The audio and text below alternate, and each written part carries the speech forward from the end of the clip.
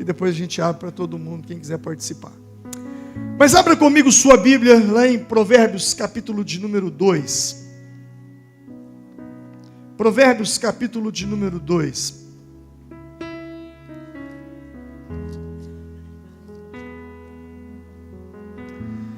Nos últimos domingos eu tenho ministrado uma série sobre maturidade espiritual. E nós temos aprendido muito. Todas as séries eu acho que são cultos fantásticos de aprendizado, mesmo porque eu não consigo pregar a Bíblia, consigo pregar num culto usando menos de 10 versículos. A gente discorre toda a Bíblia, a gente procura aprofundar nas Escrituras, porque na verdade a Bíblia, só a Bíblia é a autoridade sobre as nossas vidas. Provérbios capítulo de número 2, verso 11. O texto vai dizer assim: o bom senso o guardará, e o discernimento o protegerá. Repita comigo: o bom senso o guardará, e o discernimento o protegerá. O texto está dizendo que quem tem discernimento está protegido. Nós temos falado nos últimos domingos sobre maturidade. E o quanto sermos pessoas maduras nos livra de más escolhas, de más decisões, de escolhas erradas, decisões erradas, que posteriormente poderiam nos trazer resultados errados na vida. A maturidade, ela nos ajuda, ela nos fortalece. E quando temos maturidade, nós encaramos cada problema da vida não de forma superficial, mas encaramos os problemas na raiz, aonde eles devem ser encarados, aonde eles devem ser tratados. E uma das maiores virtudes da maturidade é o discernimento. Porque quem tem maturidade tem discernimento. Sem discernimento, você jamais combaterá o problema na sua essência, na sua causa. Na verdade, você vai tratar de consequências. Se você não tem maturidade, se você não tem discernimento, você vai medicar o sintoma e não a causa. Quem não tem maturidade não tem discernimento. E quem não tem discernimento, ele tem um espinheiro e ele quer acabar com o espinheiro. Então o que ele faz? Ele começa a cortar os galhos do espinheiro. Ele começa a podar o espinheiro, na esperança de que o espinheiro vai morrer. Mas quando você poda uma árvore, mais forte ela se torna. Da mesma forma, quando nós não temos o discernimento, quando nós não temos a maturidade, nós enfrentamos os problemas. Às vezes nós estamos podando um problema, e quanto mais a gente poda, mais esse problema se fortalece na nossa vida. Discernimento é fundamental. Sem maturidade, sem discernimento, escolhas erradas, decisões erradas. O texto diz que o discernimento nos protege. E é interessante essa colocação de Provérbios, de que o discernimento, ele causa proteção. Eu digo interessante, porque quando você vai para o Novo Testamento, quando você abre a sua Bíblia, em 1 Coríntios capítulo 12, Paulo escrevendo a respeito dos dons espirituais, ele fala do dom de cura, ele fala do dom de maravilha, ele fala do dom de línguas, do dom de interpretação, do dom de profecia, mas ele fala também do dom de discernimento. E quando ele fala do dom de discernimento, ele poderia ter dito: a uns é dado o dom de cura, a outros é dado o dom de profecia. Ele poderia ter dito: a uns é dado o dom de discernimento, mas ele diz: discernimento de espírito. Diga comigo: discernimento de espírito. Você precisa ter discernimento de espírito. Porque se você não tiver discernimento de espírito, você não saberá a causa dos problemas que te acometem. Você não saberá a origem dos problemas que você enfrenta, mesmo pessoas que você tenta ajudar. Se você não souber lidar com a origem dos seus problemas, você não vai conseguir ter um bom recomeço. Em Marcos capítulo 7 e no capítulo 9, Jesus, ele depara com duas situações muito parecidas. Porém, ele age de uma forma diferente, mostrando-nos que nem tudo que se parece tem a mesma origem. Em Marcos capítulo 7, versos 33, Jesus se depara com uma pessoa, um homem. E esse homem, a Bíblia diz assim: depois de levá-lo à parte, longe da multidão, Jesus colocou os dedos nos ouvidos dele e em seguida cuspiu e tocou na língua do homem. Então voltou os olhos para os céus e com um profundo suspiro disse-lhe: Éfata, que significa abre-se. E com isso os ouvidos do homem se abriram, na sua língua ficou livre e ele começou a falar corretamente. Jesus viu um homem que tinha uma enfermidade, ele não falava, ele não ouvia, e Jesus então o cura. Ele é curado por Jesus. Logo depois, no capítulo 9, Jesus se depara com uma situação um pouco parecida. A origem, o problema era parecido, o sintoma era parecido, mas a causa era diferente. Quando Jesus viu que uma multidão estava se ajuntando, repreendeu o espírito imundo, dizendo: espírito mudo e surdo, eu ordeno que o deixe e nunca mais entre nele. Mas Jesus tomou-o pela mão e o levantou, e ele ficou de pé. No primeiro caso, nós tínhamos uma pessoa que não falava, não ouvia. Jesus curou essa pessoa. No segundo momento, Jesus se depara com uma outra pessoa com a mesma situação, mas Jesus já não ora por cura.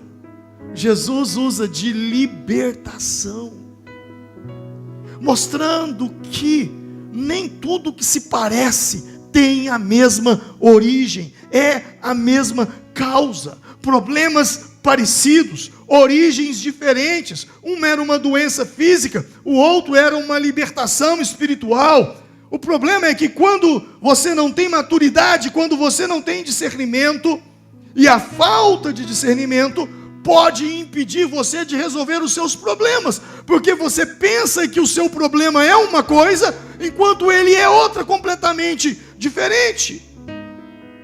E onde está a origem dos nossos problemas? Eu poderia falar de 4, mas o tempo não vai me permitir, eu vou falar pelo menos de 3. O primeiro é a origem espiritual. Existem situações que realmente elas são espirituais, e nós estamos tentando resolvê-la como se fosse algo físico. Fulano é muito ignorante, fulano é muito burro, é muito mal educado, fulano tem muita maldade, fulano ele tem muita inveja. Enquanto na verdade a Bíblia diz em Efésios capítulo 6, 12, que a nossa luta não é contra pessoas, mas contra poderes e autoridades, contra dominadores deste mundo de trevas, contra as forças espirituais do mal nas regiões celestes. Existem problemas aqui, que você não resolve aqui, você resolve lá, regiões celestes. Às vezes você está discutindo, você está brigando, às vezes já partiu até para uma agressão física. Você está explodindo de raiva de uma pessoa, enquanto nesse contexto, o que está por detrás daquela pessoa não é ela, não é coisa dela, não é ruindade dela, não é maldade dela, não é inveja dela, mas é uma opressão. Paulo diz que nós não temos que lutar contra pessoas. Talvez no seu local de trabalho você está lutando contra uma pessoa. Não, pastor, eu não estou lutando contra ela, eu estou apenas me defendendo dela. Mas você está se defendendo da forma errada. Você está tratando uma situação espiritual como se aquilo fosse algo físico, algo normal, algo natural, enquanto você lida com algo que é completamente espiritual. Você está lidando com um demônio que está agindo naquela situação. Paulo escrevendo, ele nos diz sobre isso. 1 de Pedro, capítulo 5, verso 8, vai dizer: sede sóbrios e vigiem, porque o diabo, o inimigo de vocês, anda ao redor como um leão, rugindo, procurando quem possa devorar. Existe uma batalha espiritual, existe uma guerra espiritual. E se você não tem discernimento, se você não tem maturidade, você vai pensar que aquilo é uma questão pessoal. A pessoa não gosta de você, a pessoa não foi com sua cara por não ter ido com sua cara, a pessoa te odeia, e você então passa a ter um sentimento com aquela pessoa que não é agradável, que não é bom. Por quê? Porque você não está entendendo que o que está por detrás daquilo é um mundo espiritual, é uma situação espiritual. E eu digo isso em várias áreas, negócios que você está fazendo e talvez esteja completamente atados, amarrados, situações que você não consegue lidar com elas. Você já tentou de uma maneira, de outra, mas você não tem uma solução para aquilo. A Bíblia diz que a nossa luta não é contra carne e sangue, não é contra pessoas, mas contra principados, potestades, ossos espirituais da maldade, dominadores deste mundo tenebroso, nas regiões celestes. São situações que você não vence aqui, são situações que você vence lá, entrando em oração, colocando seus joelhos no chão, jejuando por aquela causa, colocando diante de Deus, entrando em guerra, em batalha espiritual. Por quê? Porque é uma situação espiritual. Eu e você precisamos ter esse entendimento. Realmente existem problemas que são de natureza espiritual. E se você não tiver discernimento para lidar com aquilo, você sofrerá muito na vida. Mas embora o mal tenha o poder de nos causar dano, ele não tem todo o poder. Ele não tem toda essa força. Ele entra na nossa vida através de brechas que nós mesmos damos a ele. Ele não pode nos tocar sem a permissão de Deus. No livro de Jó, nos capítulos 1 e 2, você vai ver um cenário incrível, quando mostra conversas do mundo invisível, do mundo espiritual, e a Bíblia diz que o diabo vem até Deus e pede para tocar em Jó. E Deus diz: pois bem, ele está nas suas mãos, apenas poupe a vida dele. Mas preste atenção, para tocar em Jó, ele precisou de permissão de Deus. Isso me alegra, isso me fortalece, isso me dá segurança, porque minha vida não está nas mãos do inimigo, mas ela está nas mãos de Deus. E mesmo o inimigo, para tocar em mim, primeiro ele precisa de permissão de Deus. Jesus disse em Mateus, capítulo de número 6, na oração do Pai Nosso, ele diz: não nos deixes cair em tentação, mas livra-nos do mal, porque teu é o reino, o poder, a glória para sempre. Preste atenção, não nos deixes cair em tentação, mas livra-nos do mal. Diga comigo: não nos deixes cair em tentação, mas livra-nos do mal. O que vem primeiro, o mal ou a tentação? A tentação. Não nos deixes cair em tentação, mas livra-nos do mal. A tentação antecede o mal. A tentação, se cairmos, damos brecha, damos lugar. E nós precisamos estar atentos com relação a isso. Então, se você não tem discernimento espiritual, Talvez você esteja enfrentando situações na sua vida, você esteja passando por momentos na sua vida, e você pensa que são coisas normais, corriqueiras da vida, enquanto na verdade você está enfrentando uma guerra espiritual. Agora, embora o mal possa atuar, a atuação do mal não isenta a responsabilidade humana. Embora o diabo seja o tentador, a escolha de acolher a tentação ou não, ela sempre será nossa. Por isso, quando alguém diz, não, olha, o diabo me obrigou a fazer isso. O diabo me obrigou a fazer aquilo. Isso não é uma verdade.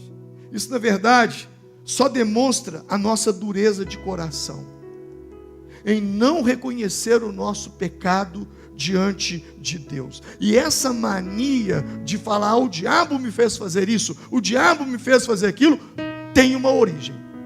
Isso começou lá no Éden. Em Gênesis capítulo 3, quando Adão e Eva comem da árvore do conhecimento do bem e do mal, e Deus vem até o encontro de Adão, ele se justifica dos erros. Deus pergunta para Adão, ei, quem te fez saber que você estava nu? Comestes da árvore que eu te ordenei que não comestes? Olha a pergunta que Deus faz para ele. Você comeu da árvore que eu te ordenei que você não comesse? Qual deveria ser a resposta? Sim, eu comi, mas não foi essa a resposta. Deus lhe pergunta, você comeu da árvore que eu disse para você não comer? E ele responde, foi a mulher que o Senhor me deu. Ele aponta o dedo para a mulher. Ele diz, foi a mulher que o Senhor me deu por esposa. Foi ela. E Deus pergunta para a mulher, o que você fez? E a resposta dela, ao invés de falar, Deus, eu infelizmente comi, e falei para o meu marido comer também. Não. Quando Deus pergunta, o que você fez? Sabe qual foi a resposta dela? Foi a serpente. Você percebe que ninguém assume a responsabilidade. Não, foi o diabo. E Adão aponta o dedo para Eva, Eva aponta o dedo para a serpente. E a serpente só não apontou o dedo para Deus porque ela não tem dedo. Porque se tivesse, apontava. Deve ter apontado o rabo, né? Se fosse um cascavel. O que eu e você precisamos entender é que por mais que uma ação maligna venha sobre a nossa vida, quem tem maturidade espiritual, quem tem discernimento, sabe que existe uma coisa que pesa sobre nós, que se chama autorresponsabilidade. Porque é muito fácil dizer, não, foi o diabo que fez. Foi o diabo que me levou a fazer. Sim, ele pode ter te tentado, ele pode ter armado um laço, mas a escolha de cair, ela foi sua. Deus pergunta para Adão por seu erro, mas ele aponta o dedo para a mulher, que pergunta para a mulher do erro, e ela aponta o dedo para a serpente. Embora Deus reconheça que a serpente teve uma participação ativa no episódio que levou Adão, que levou a Eva à queda, Deus não isenta nenhum dos dois da responsabilidade do ato. Tanto é que, por causa do erro, os três sofreram uma consequência. Ao homem, Deus disse para ele, do suor do teu rosto comerás o teu pão, espinhos e cardos produzirão a terra todos os dias, até que te torne ao pó, porque fostes formado do pó. A mulher disse, você dará à luz com dores. E a serpente, Deus diz, rastejará todos os dias e comerá pó todos os dias. Então todos os três sofreram consequência. Deus poderia ter dito, tudo bem, então a culpa é da serpente, só ela vai sofrer a consequência. Não, mas os três foram responsabilizados. Os três sofreram a consequência do pecado. Bom, eu estou falando de a raiz, a origem do problema na questão espiritual, na questão que envolve o mundo espiritual, que envolve demônios, mas eu também não posso deixar de falar que muitos dos problemas que eu enfrento, que você enfrenta, foram originados por mim, foram originados por você. Biblicamente falando, nós vamos perceber que na Bíblia, e a Bíblia vai dizer que todo o mal que nós enfrentamos, aliás, nem todo o mal que enfrentamos, existe uma ação maligna, mas existe um mal dentro de nós. E a Bíblia tem fartura sobre isso. Muitas vezes, nós estamos envolvidos em problemas graves por causa dos nossos erros, por causa do nosso coração. O nosso coração não é bom. Jeremias, o profeta, já havia dito que enganoso, mais do que todas as coisas, é o coração do homem. E o que dizer de Lucas, quando a Bíblia nos diz lá, capítulo 11, verso de número 13, se vocês, apesar de serem maus, sabem dar boas dádivas aos seus filhos, boas coisas, quanto mais o Pai que está no céu dará o Espírito Santo a quem pedir. Olha o que Jesus diz, se vocês, apesar de serem o quê? Maus. Irmãos, o nosso coração é mau. Ele é mau com você. Quantas mentiras o seu coração fala para você? Quantas vezes você escutou os seus sentimentos, suas emoções, você escutou o seu coração e se deu mal? Quantas vezes? Mas não fica só nisso. Gênesis capítulo 6, verso 5 diz que viu o Senhor que a maldade do homem se havia multiplicado na terra e que era continuamente mal todo o desígnio do seu coração. Jesus, em Mateus capítulo 15, 19, diz, porque do coração procedem os maus pensamentos, mortes, adultérios, fornicação, furtos, falso testemunho e blasfêmia. Tem gente que diz, não pastor, meu coração é bom com os outros. Amém. Mas você já percebeu tanto que o seu coração é ruim com você? Você já percebeu o quanto que o seu coração te engana? Quanto que o seu coração diz desiste, desanima? Você não consegue? Você não vai dar conta? Quanto que o seu coração te acusa por coisas que Deus já te perdoou? Não, eu sou muito bonzinho com as pessoas. Geralmente quem é bonzinho com os outros é malzinho consigo mesmo. Geralmente quem é muito bonzinho para as pessoas faz muito mal a si mesmo.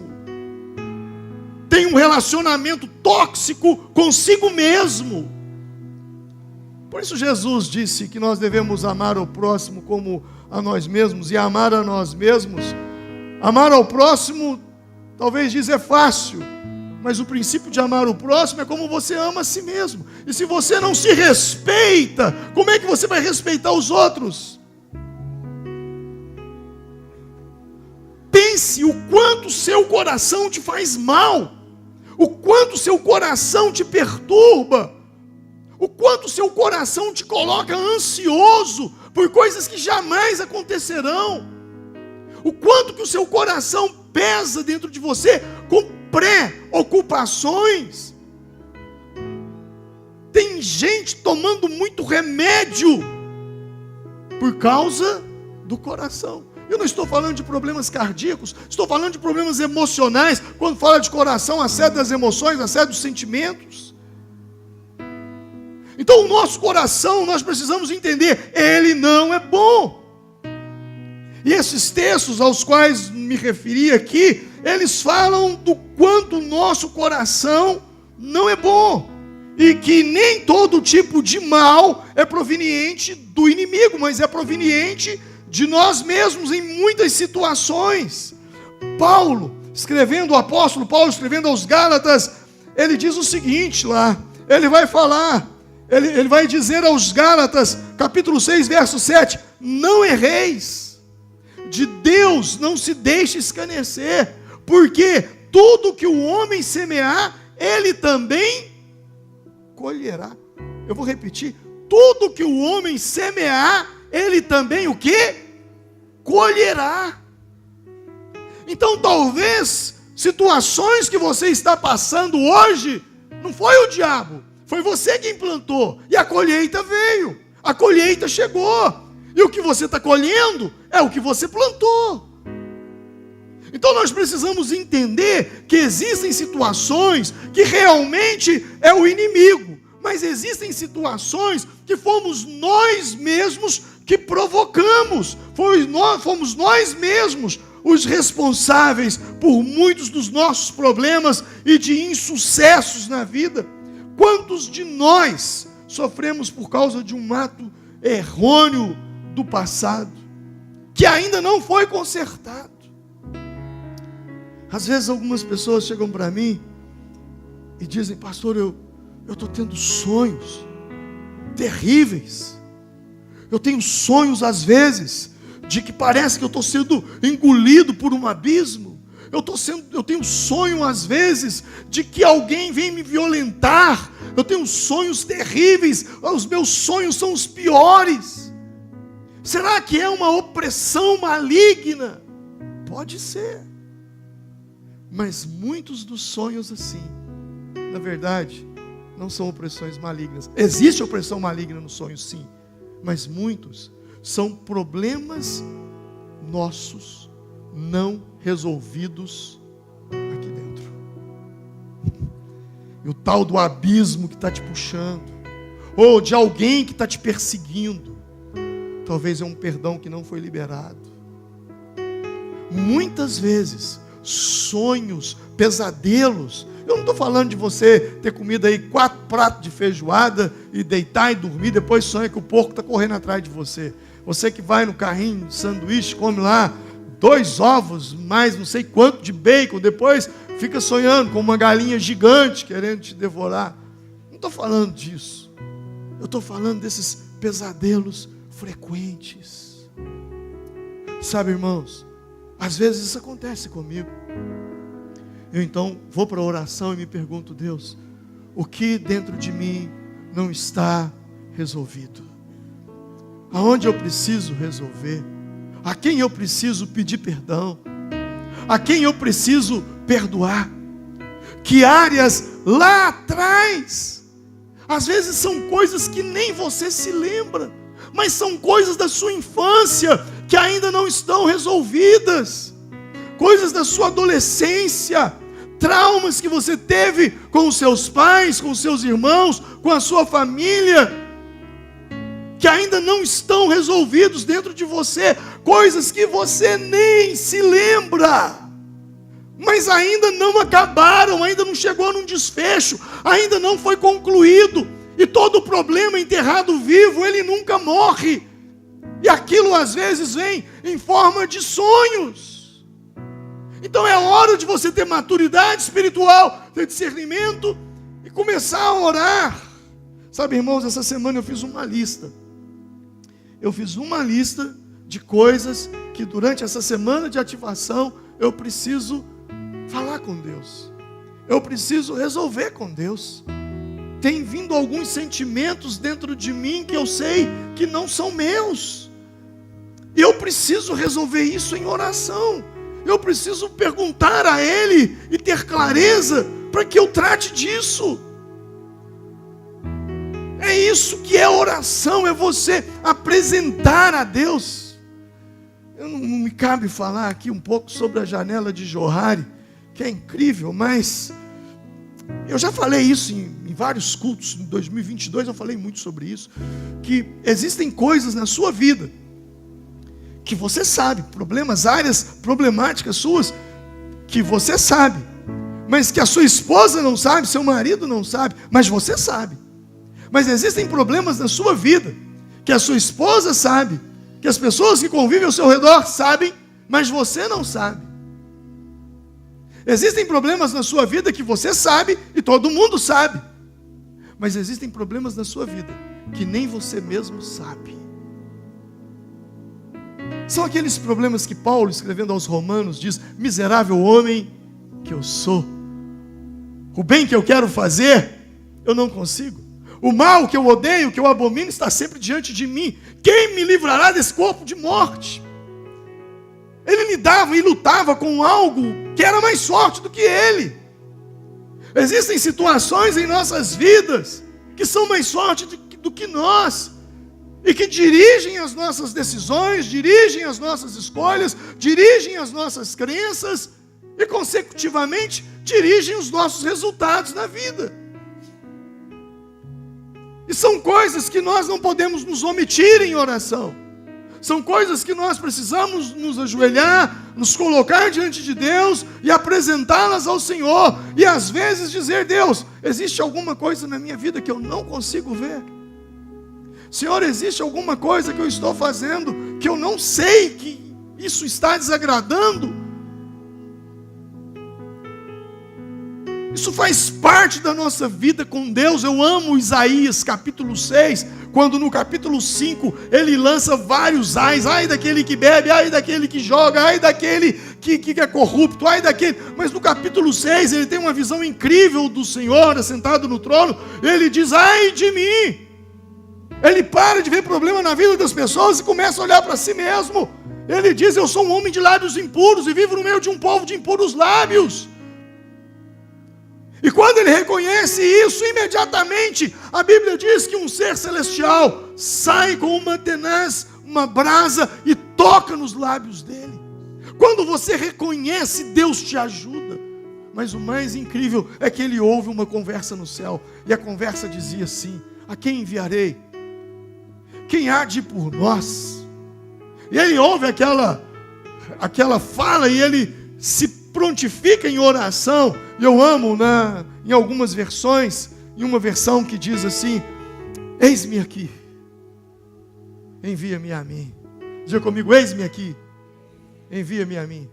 Levante sua mão e diz assim: eis-me aqui. Coloca a mão no peito e diz: envia-me a mim. Eu gosto dessa tradução, porque diz: eis-me aqui, envia-me. Envia-me a quem? A quem? A quem? Envia-me a mim. Antes de eu ser enviado para fora, primeiro eu preciso ser enviado para dentro. Antes de eu tentar consertar um monte de coisa lá fora, primeiro eu preciso tentar consertar um monte de coisa aqui dentro. Antes de eu tentar mudar algumas pessoas que convivem comigo, primeiramente eu preciso de uma mudança interna. Eu preciso me consertar. Então existem uma série de situações e coisas que podem estar acontecendo conosco, e que enquanto a gente não corrigir, nada vai mudar. Talvez uma palavra mal colocada, um comportamento escandaloso, uma traição, um bate-boca, um roubo, outras coisas que podem estar contribuindo para algumas derrotas na sua caminhada espiritual. E corrigir esses erros por meio de um pedido de perdão, também de uma atitude perdoadora, é fundamental para que você tenha sucesso no processo de recomeçar. Eu falei sobre a origem do problema como sendo o mal. Eu falei como a origem do problema como sendo nossas ações, o homem. Mas eu também quero falar sobre quando os problemas que estamos enfrentando foram originados pelo próprio Deus. Ter Deus como um dos possíveis causadores de alguns dos nossos problemas, de algumas situações que temos vivido, pode parecer uma ideia assustadora para algumas pessoas, mas a Bíblia diz que existem pessoas que o problema delas é Deus. Bom, a Bíblia vai dizer que Deus, ele resiste ao soberbo. E todo soberbo, ele tem um problema com Deus. A Bíblia diz que Deus resiste ao soberbo. Esse texto dá a ideia de que alguém que se coloca no caminho e não deixa você passar, ele te resiste. Mas há pessoas, e há casos de pessoas, que nós tentamos de tudo, métodos de libertação para ajudá-la, sessões de aconselhamento, quebra de maldição, campanha, vai para o encontro com Deus, mas parece que nada resolve, parece que tudo foi em vão. E aí nós perguntamos: Senhor, eu já tentei de todo jeito ajudar essa pessoa, de todos os modos, e nada. Deus, o que está acontecendo? Eu já amarrei todos os demônios, eu já intercedi, eu já quebrei todas as maldições possíveis, mas parece que nesse caso nada adianta. Quem já viu algum caso assim? Já passou por isso? Eu já passei inúmeras vezes. E não é o diabo, não é o mundo, mas é o próprio Deus. E assim sendo, todos os nossos esforços serão em vão, a não ser que essa pessoa a quem estamos ajudando decida acertar as contas com Deus, abrir o coração e confessar para Deus. A Bíblia nos fala de um homem chamado Jonas. Jonas era um profeta. Ele vivia em Israel. E Deus dá uma palavra para ele ir para Nínive. E ao invés de ir para Nínive, ele vai para Tarsis. É como se hoje Deus estivesse falando com os judeus e dizendo: ei, vai lá e fala para os líderes do Hamas que eu vou fazer uma obra poderosa no meio deles. Os judeus com certeza teriam o mesmo espírito de Jonas. Jamais eu vou ao Hamas, jamais. Eu quero que eles se explodam. Com toda razão, por tudo que tem acontecido no Oriente Médio, na Palestina especificamente, toda aquela situação. Não vou entrar no mérito, já entrei nisso no passado, mas eu estou tentando trazer uma ilustração para você. E o que Jonas faz? A Bíblia diz que ele foge da presença de Deus. Capítulo 1, versos 3 e 4. Mas Jonas fugiu da presença do Senhor, fugindo-se para Tarsis, desceu à cidade de Jope, que hoje Tel Aviv, onde encontrou um navio que se destinava àquele porto. Depois de pagar a passagem, embarcou para Tarsis para fugir do Senhor. E o Senhor, porém, fez soprar um forte vento sobre o mar e caiu uma tempestade tão violenta que o barco ameaçava arrebentar-se. Imagina aquela situação, ondas batendo contra o mar de uma forma muito ondas batendo contra o barco, açoitando o barco de uma forma muito violenta, e as coisas não estavam indo bem, e os marinheiros que ali estavam não entendendo nada. Imagina eu e você lá: não, vamos repreender esse demônio. Deve ser o mesmo demônio que agiu no mar da Galileia, quando Jesus estava indo para Gadara, e vai repreender o vento, vai repreender as nuvens. Ah, não, a culpa é por causa que esses marinheiros são pagãos, são idólatras, gente que não teme a Deus.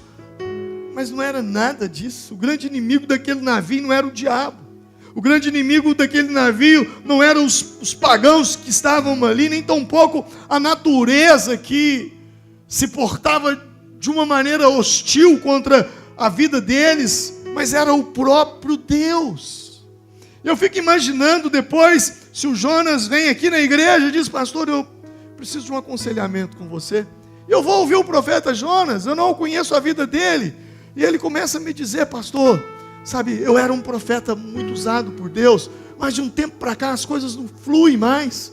Sabe, a palavra de Deus não vem, Deus não me usa, eu não sei o que fazer. Parece que tem uma obra de macumba contra a minha vida, parece que fizeram uma bruxaria contra mim. Você pode me ajudar? Então vamos, Jonas, vamos repreender os demônios, vamos amarrar os demônios, vamos repreender as potestades, vamos quebrar as maldições. Mas mesmo assim, não ia mudar nada na vida de Jonas, porque só uma coisa podia mudar, só havia uma solução: era ele confessar o seu pecado, acertar a sua situação com Deus e retornar para o centro da vontade de Deus.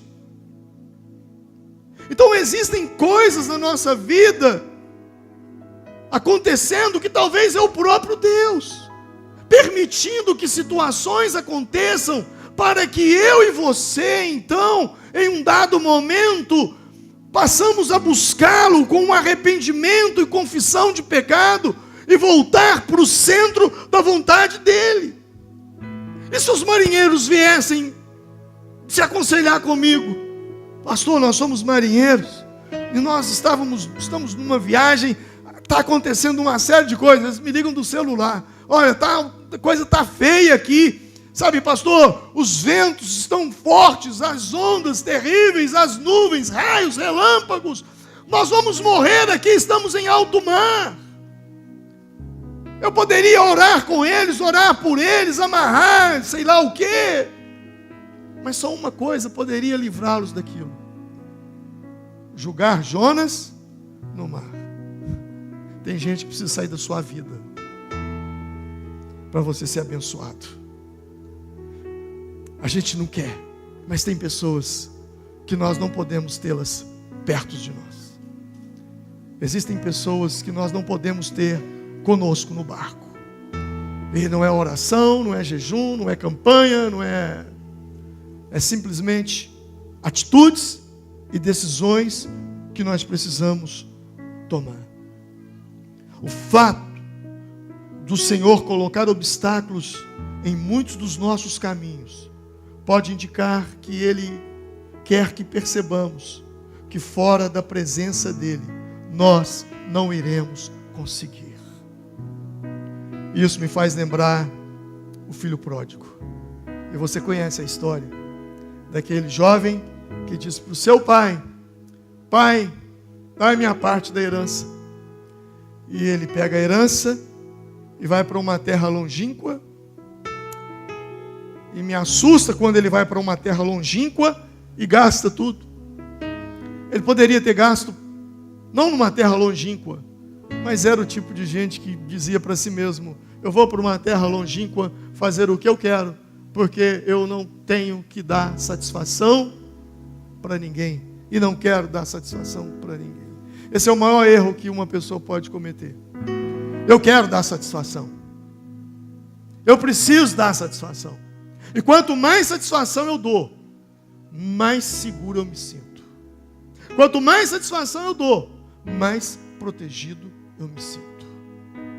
Não querer dar satisfação é o início de uma queda.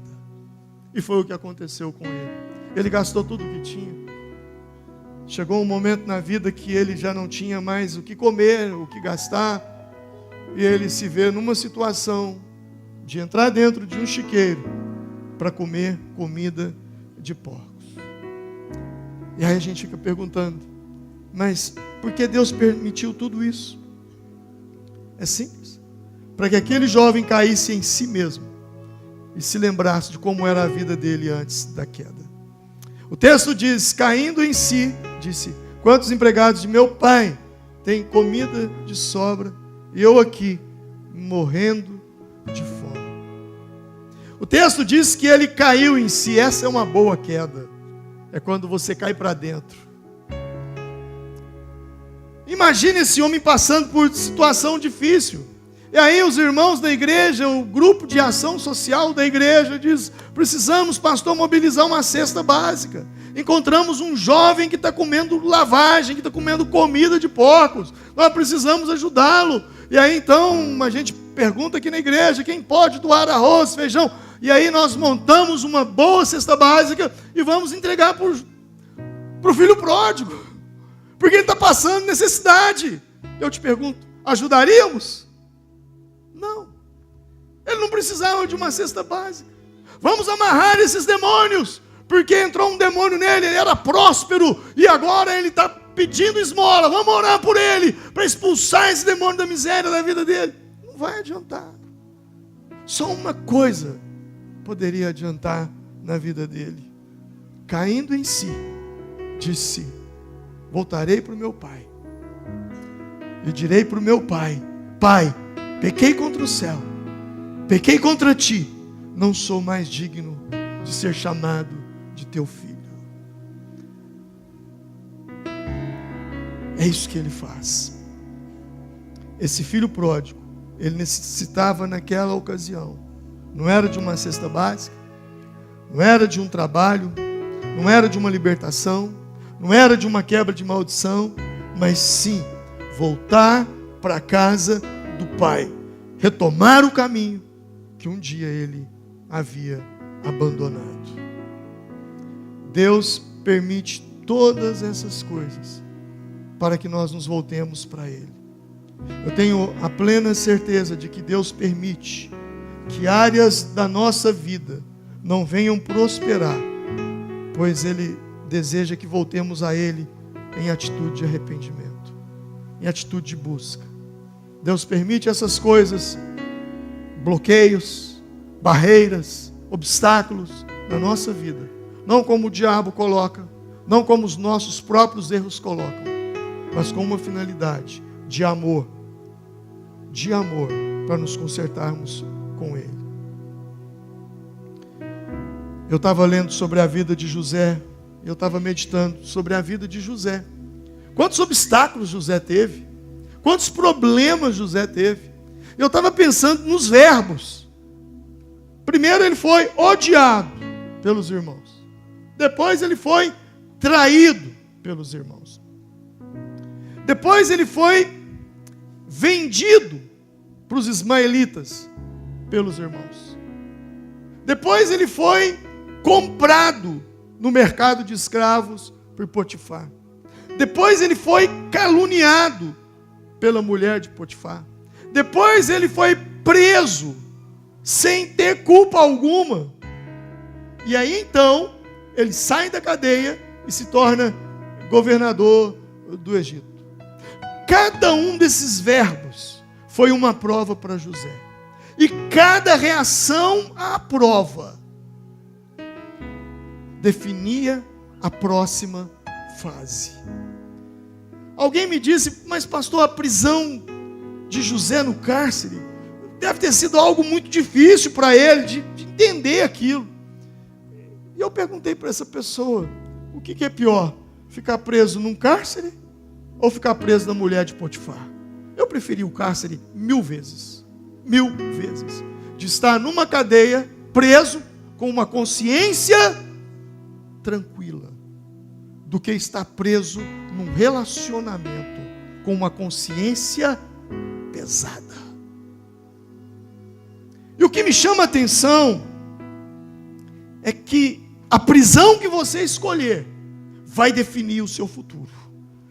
José foi odiado, os verbos traído, vendido, comprado, caluniado, para amadurecer.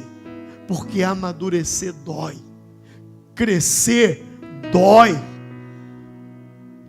José foi tão maduro, que depois que ele se torna governador do Egito, e você se lembra disso, já preguei 2 séries sobre isso, e ele reencontra com os seus irmãos, e depois quando ele revela aos seus irmãos que ele era José, e agora ele era uma autoridade no Egito, sabe o que me chama a atenção? A maturidade de José.